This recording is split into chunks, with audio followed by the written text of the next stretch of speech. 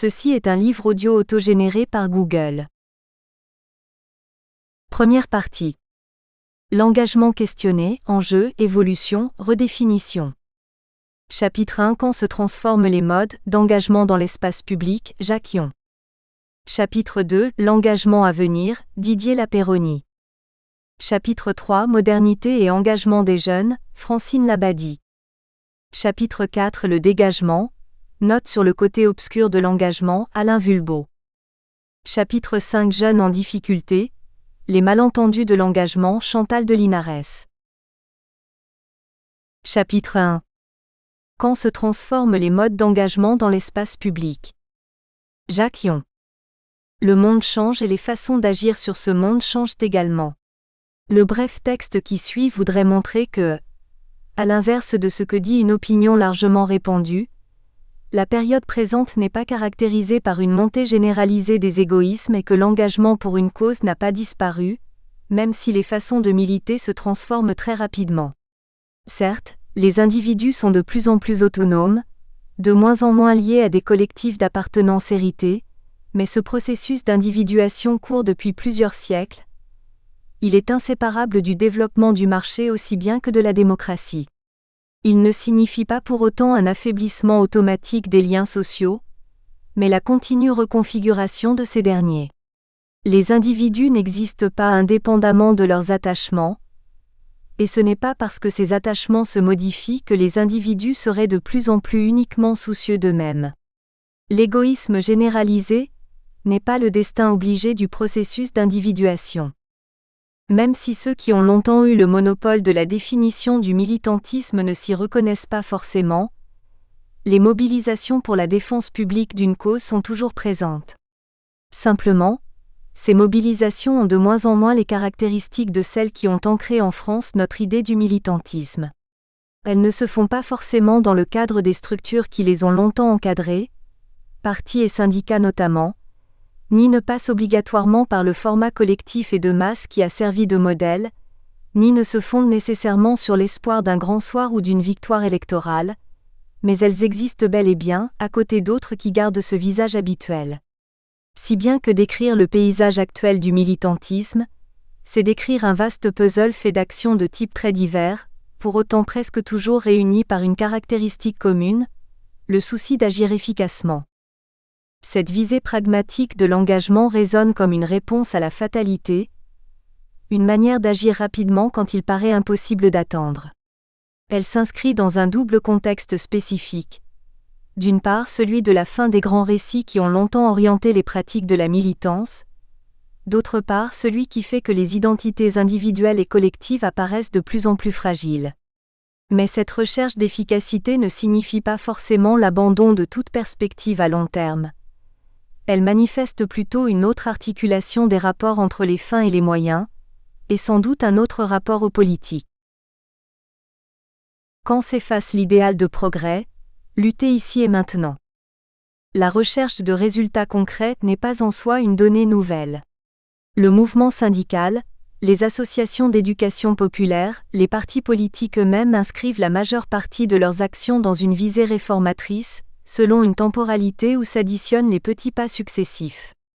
Ce qui change, c'est en même temps que les représentations du futur, le poids croissant d'une telle stratégie dans les mobilisations. Les études statistiques, aussi bien celles du CREDOC que de l'INSEE, montrent que les groupements dits d'intérêt général, partis politiques, clubs de pensée, mouvements d'éducation populaire, sont aujourd'hui moins attractifs, et que par contre certaines catégories d'associations, davantage ancrées dans des préoccupations locales ou d'assistance immédiate aux plus défavorisés, ne se sont jamais tant développées. Faut-il n'y voir que des engagements de type catégoriel ? Ou n'est-ce pas là plutôt la façon dont les individus pensent pouvoir le mieux avoir prise sur leur destin quand l'avenir paraît se dérober ? Interrogeons-nous en effet sur le succès des groupements écologiques, altermondialistes, caritatifs et humanitaires. Il s'agit dans tous ces cas de se prémunir ou de conjurer de nouveaux risques envahissants, le saccage de la planète, les tensions internationales, l'opposition nord-sud, la misère ici ou ailleurs. Chaque fois, il s'agit moins de se battre pour des lendemains meilleurs que de parer le développement de dangers imminents. Ce qui change, c'est une représentation du temps. Non plus, demain sera meilleur qu'aujourd'hui, mais demain risque d'être pire qu'aujourd'hui. C'est l'idée de risque qui devient centrale, y compris dans les lieux et les façons de se mobiliser. Cette idée de risque s'enracine certes dans la conjoncture, aussi bien dans l'échec de grands idéaux, l'utopie communiste par exemple, que dans la fin des Trente Glorieuses et la multiplication des menaces qui pèsent sur le monde. Mais plus que sur des éléments objectifs, cette idée va paradoxalement de pair avec le développement de la réflexivité, c'est-à-dire la capacité de nos sociétés à s'interroger en temps réel sur leur devenir. Elle va de pair avec une représentation désabusée du progrès, dont la vision positive avait traversé 2 siècles d'histoire, construit l'idéal du citoyen éduqué par la connaissance et structuré finalement tout notre imaginaire politique. Le sentiment généralement répandu est que l'on vit dans un monde incertain. Il faut donc parer constamment à ce qui pourrait advenir, chercher à maîtriser le présent. Toute la vision de l'avenir qui organisait la vie sociale et politique depuis plusieurs siècles se trouve ainsi aujourd'hui battue en brèche. De ce fait, deuxième caractéristique des mobilisations actuelles, les engagements cherchent à agir directement sur le cours des choses sans attendre la promesse de lendemain qui chante. Si les idéaux n'ont point disparu, si les visées de transformation sociale subsistent, pour autant il s'agit d'abord et principalement d'agir ici et maintenant. Les utopies subsistent, elles sont cependant comme mises en réserve, mais les valeurs qu'elles portent inspirent les actes concrets du quotidien. C'est ce qu'on peut appeler un idéalisme pragmatique. Le développement d'expériences d'économie solidaire, les CEL, le commerce équitable, les associations d'aide technique aux pays en voie de développement, les Restos du Cœur indiquent ce souci d'intervenir au plus pressé et au plus près des populations, sans forcément attendre que soit transformé le cadre politico-économique dans lequel se déroule l'action. Mais simultanément, ces initiatives, comme d'ailleurs les squattages ou autres actions spectaculaires, indiquent que peuvent coexister radicalité et souci de résultat, idéal de transformation et lutte au jour le jour, utopie d'occasion, chante le groupe Zebda. Du même coup, ce qui était hier perçu comme action de ravaudage ou de suppléance du politique peut aujourd'hui être considéré comme de l'ordre de la militance, laquelle ne suppose plus forcément une insertion de long terme dans des collectifs. Autrement dit, ce qui est ressenti comme relevant du militantisme par beaucoup d'acteurs ne l'est pas forcément par d'autres qui croient toujours détenir le monopole de la bonne définition, et c'est particulièrement vrai pour les militants du monde politique qui ne conçoivent pas le militantisme sans ce qu'ils appellent un débouché politique. Bref, la définition même du militant est devenue objet de lutte, et l'image classique du militantisme, l'action collective organisée dans une perspective de transformation sociale, remise en cause. Troisième caractéristique des groupements qui se développent aujourd'hui, leur façon spécifique de faire collectif, c'est-à-dire à la fois d'associer concrètement des membres et de faire exister publiquement cette association. La visée d'efficacité conduit d'abord à multiplier les formes pratiques d'association, sans retenir particulièrement celles prévues juridiquement, notamment par la loi de 1901. Un mouvement comme AC. Agir ensemble contre le chômage regroupe, sans contrainte d'organisation, des collectifs à peine structurés. Certains groupements à distance n'impliquent même pas la rencontre physique des adhérents. C'est d'ailleurs cette notion même d'adhérent, avec ce qu'elle implique d'inscription dans la durée, qui cède la place à diverses façons plus ou moins impliquantes de se relier à un collectif. Et d'ailleurs, aujourd'hui, même les partis se mettent à imaginer des modalités d'accueil sans adhésion. Quant à la forme fédérative, qui a très longtemps structuré nationalement les collectifs militants, elle est de moins en moins recherchée. Il s'agit là d'une évolution capitale, puisqu'aussi bien c'est à travers ce type de réseau vertical de groupements hiérarchisés par le sommet que s'est longtemps faite la connexion entre les groupements associatifs et la scène politique nationale. À l'inverse, ce sont davantage aujourd'hui des réseaux horizontaux d'individus qui connaissent un très fort développement. Ce sont également les modes de désignation des responsabilités comme ceux d'exercice du pouvoir qui souvent s'affranchissent des règles qui, habituellement, avaient été calquées sur celles de la démocratie représentative, supposant élections et diverses instances de conception et d'exécution. À cet égard, on peut dire que de plus en plus, la représentation collective oscille au gré de deux impératifs souvent opposés. D'un côté, la même visée d'efficacité déjà décrite conduit certains groupements à faire fi de la voix de leurs adhérents de base et à privilégier des structures de direction autorisant tout autant, dans certains cas, la mise en œuvre d'actions de type commando que permettant dans d'autres cas ou simultanément, le contrôle du pouvoir par le groupe fondateur. Alors les bénévoles, tout à leur souci d'action, se désintéressent des structures de gestion et d'autorité. De l'autre, se voit mise en cause la parole collective issue d'élections et s'exprime une forte tendance à ne pas déléguer sa voix et l'exigence de parler en son nom propre. Peuvent alors fleurir toutes sortes de modes de fonctionnement, de la démocratie directe au mandat impératif ou à la recherche obstinée du consensus.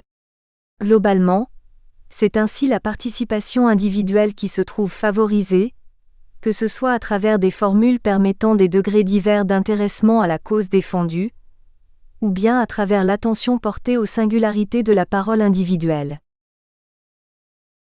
Quand le destin social paraît incertain, lutter pour être reconnu. Ce n'est pas seulement l'avenir du monde qui se trouve perçu comme plein de risques, mais aussi l'avenir de tout un chacun.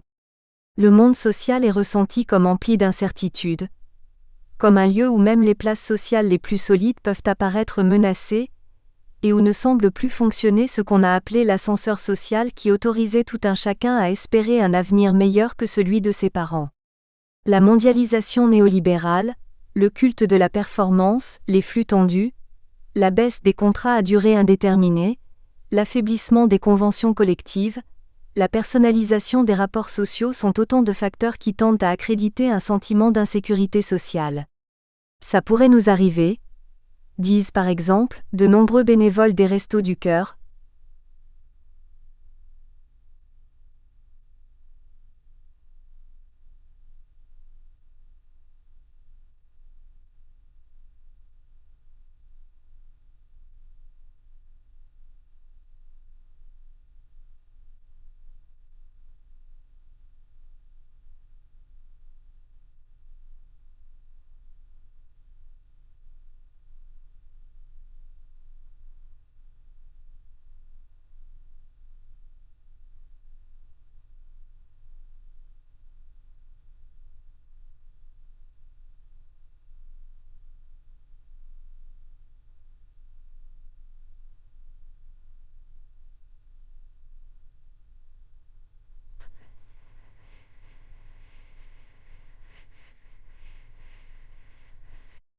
Dans ce monde social incertain, la plupart des luttes apparaissent ainsi de plus en plus comme des luttes pour la reconnaissance.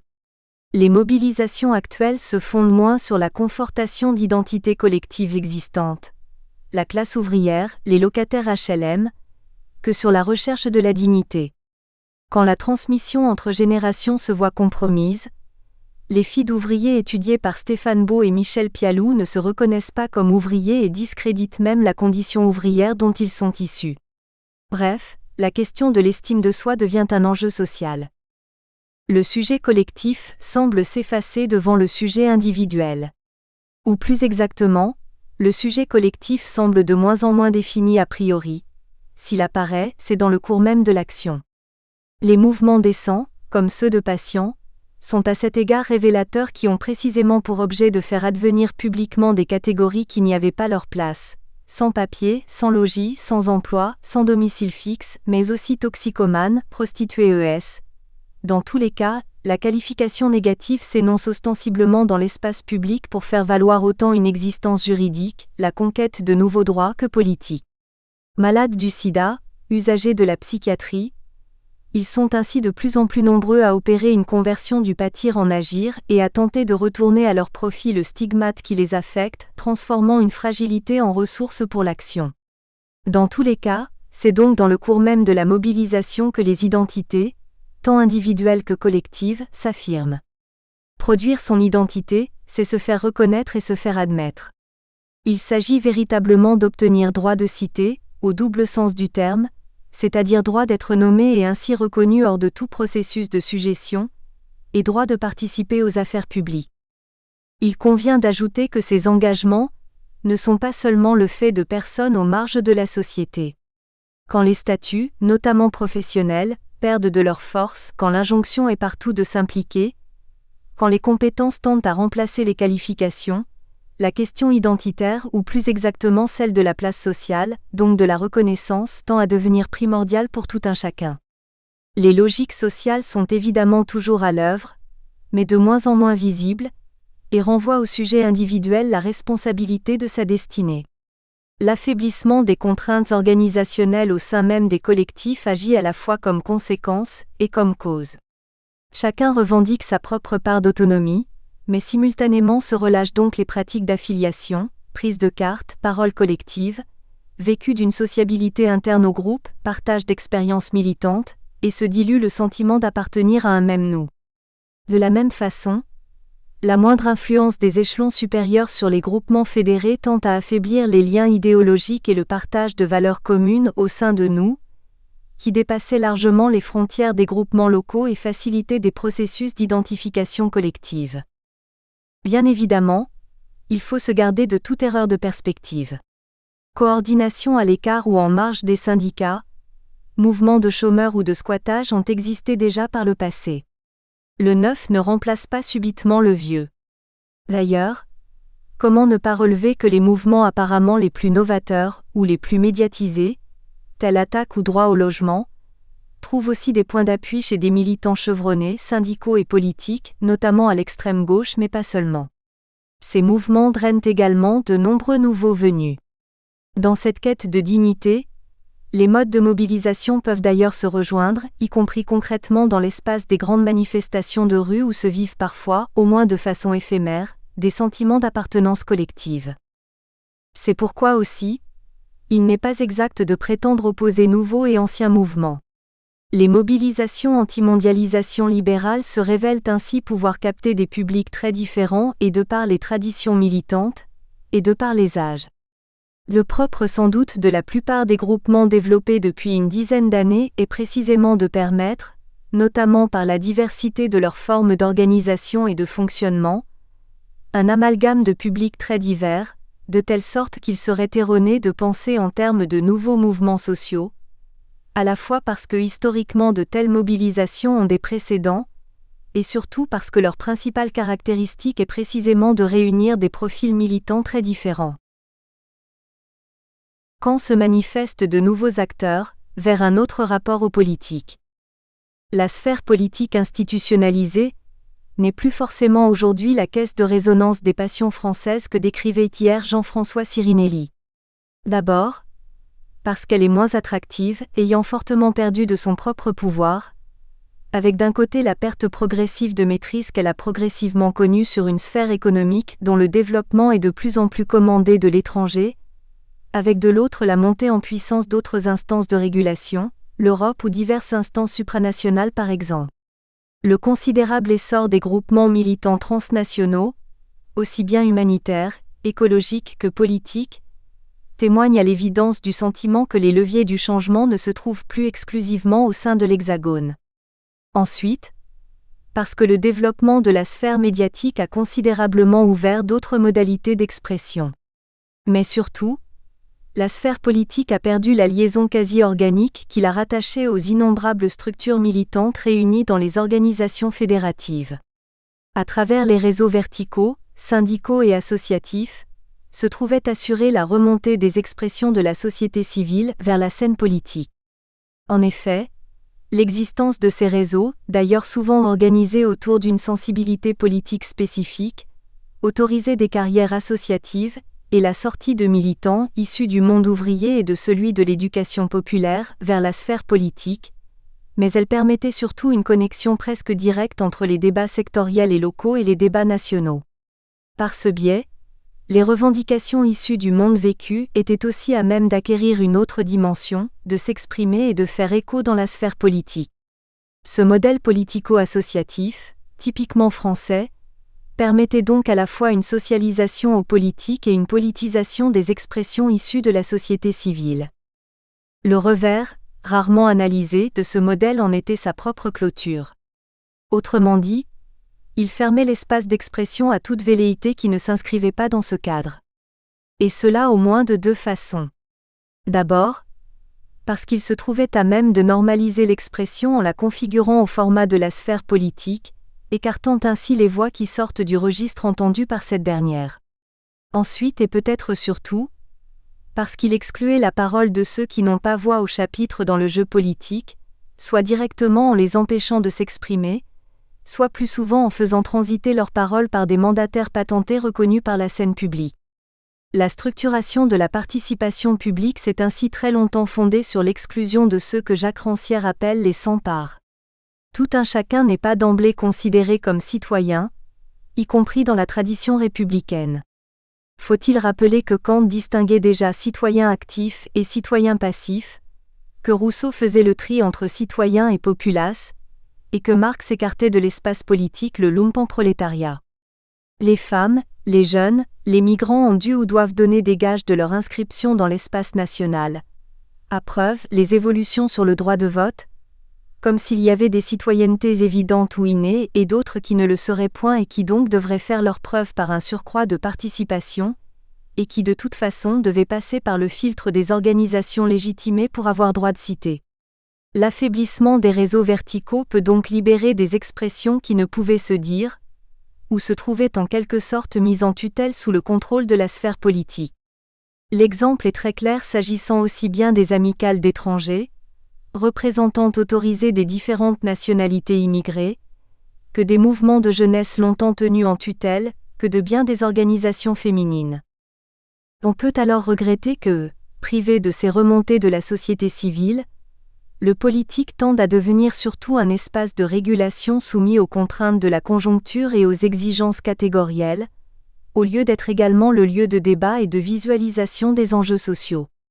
Mais simultanément, on peut aussi dire que le découplage entre sphère politique et espace public renverse au profit de ce dernier les discussions sur le bien commun et que, du même coup, d'autres modes d'expression et d'affrontement peuvent se faire jour en dehors de la sphère réputée être celle du politique.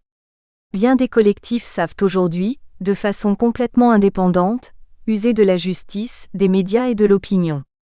La remontée des revendications ne passe plus nécessairement ni par le biais des instances politiques, ni par les codes de la sphère politique.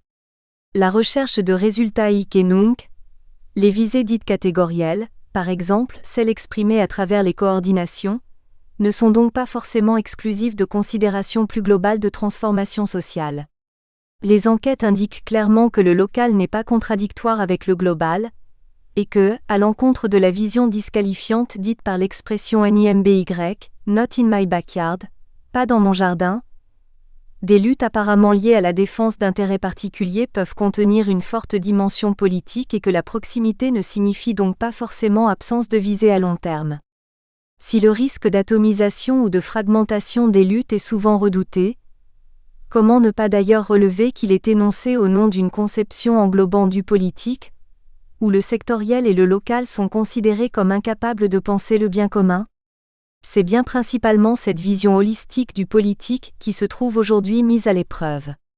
D'autres modalités de politisation sont possibles en dehors de celles bien connues par lesquelles passaient notamment les revendications associatives et syndicales. Pour faire entendre et reconnaître des causes, d'autres cheminements sont expérimentés que ceux de la montée vers le niveau national ou l'extension par le nombre. Ce qui implique de repenser l'articulation du singulier et de l'universel, du proche et de l'intérêt général. Autant que celle du militantisme, c'est peut-être la définition même du politique qui demeure en jeu de lutte aujourd'hui. Chapitre 2. L'engagement à venir. Didier Lapeyronie. Il y a quelques paradoxes à s'interroger sur l'engagement des jeunes, car habituellement la jeunesse est définie par son non-engagement. S'engager signifie devenir responsable de ses choix, de soi-même et des autres, mais aussi renoncer à de multiples autres choix possibles et s'identifier par un ensemble limité de caractéristiques ou de rôles. La jeunesse est tout le contraire. Il s'agit d'une période de flottement dans tous les domaines. Les engagements y restent superficiels et aléatoires, ils sont toujours changeants. L'avenir ne doit pas être compromis par des implications trop lourdes, hypothéqué par des décisions trop exclusives. Rester jeune est donc refuser de s'engager ou, tout au moins, différer les engagements. La société autorise et même valorise ce refus, la jeunesse est une période d'apprentissage. L'individu n'est pas suffisamment formé, et il lui est laissé un temps pour se trouver, temps pendant lequel il peut faire des essais et des expériences tout en bénéficiant de l'indulgence générale. Les tâtonnements et même les erreurs multiples l'aideront à affirmer sa personnalité et à ne pas se tromper quand l'heure des choix et des engagements véritables arrivera. D'ailleurs, les engagements trop précoces et trop lourds suscitent toujours la méfiance quand ce n'est pas la condamnation. Ils paraissent souvent prématurés, excessifs et sont accusés de relever d'un manque de clairvoyance ou d'une impulsivité mal maîtrisée. Autant en affaires amoureuses qu'en affaires politiques, les jeunes se doivent d'éviter toutes des mesures car ils sont appelés à évoluer, à changer, à devenir plus raisonnables. S'engager est donc affaire quasi exclusive d'adultes. L'engagement véritable est même le signe clair du passage à l'âge adulte, de la fin de la jeunesse. Dès lors, l'engagement pèse d'autant plus sur la vie des jeunes qu'il est pour eux à la fois une exigence et un interdit. L'engagement constitutif. La sociologie s'est penchée depuis longtemps sur la relation entre jeunesse et engagement, et sur les difficultés rencontrées par les jeunes pour s'engager. L'engagement, qu'il soit politique, esthétique, moral ou érotique, est toujours constitutif de l'identité de l'âge adulte. La sociologie en a fait une propriété des âges de la vie. Goffman, par exemple, considérait que l'identité individuelle est construite par l'adulte, à la différence de l'enfant ou de l'adolescent, à partir de l'agrégation d'un nombre limité de self. La jeunesse est une période où l'individu n'est pas encore une personne. Il possède de multiples selfs, à la fois peu constitués et peu reliés entre eux. Il peut donc les multiplier. Si l'individu échoue dans une tâche ou dans un amour, il n'en sera pas brisé car il gardera ses autres selfs ou en inventera d'autres. De même, il peut changer d'avis sans bouleverser l'intégralité de son identité. Surtout, le regard des autres est plein de bienveillance à son égard et ne le condamne pas. En matière amoureuse, par exemple, les jeunes devaient se fiancer avant de se marier, la rupture des fiançailles demeurant dans l'ordre du possible. Mais quand il devient adulte, l'individu se définit comme une personne qui ne doit pas s'engager dans un rôle qui ne lui convient pas, qui doit affirmer une certaine intégrité personnelle et une forte adéquation avec les rôles qu'elle a choisis. En cas d'échec, il est confronté à une mort sociale. Pour parler comme Goffman, il est personnellement atteint. Un de ses selfs est détruit. À ce moment, le regard des autres devient stigmatisant. Les écarts et les changements ne sont plus tolérés par la société environnante. L'explication de l'indulgence générale tient au statut particulier du jeune dans la société moderne. À l'adolescence, l'individu construit peu à peu sa personnalité qu'il affirme en se détachant de la famille et en conquérant son autonomie affective, au besoin par la rupture. En même temps, il reste dépendant matériellement de sa famille et soumis à l'autorité d'institutions diverses, notamment l'école, qui limitent fortement cette autonomie. S'il tente à se considérer comme un adulte, les institutions ne le traitent pas comme tel encore. Il en résulte une forte incongruence statutaire. Le jeune occupe des statuts qui sont largement contradictoires ou incompatibles entre eux. Là, il sera considéré comme responsable de ses actes, par exemple en matière pénale. Là, à l'inverse, il sera toujours considéré comme mineur, par exemple pour ce qui est du droit de vote. À l'école ou à l'université, il sera à la fois traité comme un adulte, mais aussi comme un élève encore dépendant de ses parents. Il pourra construire une vie sentimentale autonome, sans pour autant avoir la possibilité de la faire reconnaître. En un mot, il est à la fois un enfant et un adulte, coincé dans un entre-deux inconfortable. Dans une analyse célèbre, Parsons avait montré comment ces contradictions statutaires étaient à la source du développement d'une sous-culture particulière. Pour faire face aux tensions psychiques provoquées par l'incongruence statutaire, les jeunes construisent une sorte de SAS avant l'entrée dans la vie, essentiellement à l'aide de groupes de pairs, SAS dans lequel ils mettent à distance leur famille et leur statut dépendant, en affirmant un fort égalitarisme entre eux, mais aussi la société et ses exigences d'autonomie et de rationalité, en construisant des liens de type communautaire et en développant une morale démocratique. Les groupes de pairs et la sous-culture jeune constituent ainsi une déviance institutionnalisée, destinée à faciliter la transition vers le passage à l'âge adulte. Ils permettent pour un temps de ne pas s'engager. Le risque est le prolongement de cette période de latence, l'incapacité pour les jeunes de sortir de leur sous-culture. Ainsi, en 1960, Le sociologue Kenneth Keniston avait caractérisé la jeunesse par son non-engagement persistant.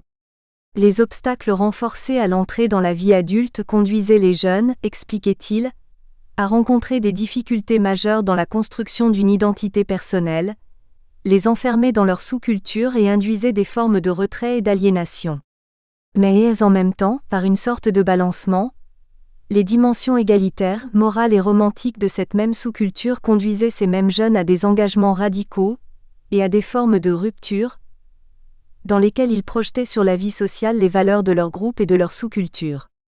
Ainsi, sur le plan politique, le refus de prendre parti conduit certes aussi à un moratoire comme sur le plan psychosocial, ainsi que l'ont observé Olivier Galland ou Anne Muxel. Les affiliations partisanes et les engagements participatifs se font plutôt vers la trentaine, au moment de la sortie de la période de jeunesse. Mais en même temps, si la jeunesse est une période plus ou moins longue de moratoire politique, elle est aussi l'âge de l'engagement et souvent des engagements extrêmes et de la distance vis-à-vis des institutions. Dans les enquêtes, les jeunes sont la catégorie d'âge qui refuse le plus fréquemment de se situer, mais c'est aussi la catégorie qui accorde de la manière la plus nette ses préférences aux organisations politiques radicales, extrême droite d'abord, extrême gauche ensuite. La participation électorale confirme largement ces affiliations. Les jeunes sont peu inscrits sur les listes par comparaison aux autres catégories d'âge, mais ils votent aussi plus aux extrêmes. Dans toutes ces analyses, la jeunesse est au fond une période d'excès. Excès dans le retrait ou excès dans la radicalité, excès dans l'apathie ou excès dans la passion, mais excès médiatisé en quelque sorte par la sous-culture permettant de mettre ces expériences au service de la construction de l'individu. À aucun autre stade du cycle de vie, la promesse de se trouver et la menace de se perdre ne sont aussi étroitement liées, écrit Erikson. Réciproquement, la sous-culture jeune doit être comprise comme un mécanisme qui met cette construction risquée de l'individu au service des buts de la société, permettant l'ajustement de l'un et de l'autre et donnant ainsi sens à l'engagement. Dans la jeunesse, la force du moi émerge de la confirmation réciproque de l'individu et de la société. Nous espérons que vous avez apprécié cet aperçu. Pour continuer à écouter ce livre audio sur Google Play Livres, utilisez le lien dans la description de la vidéo.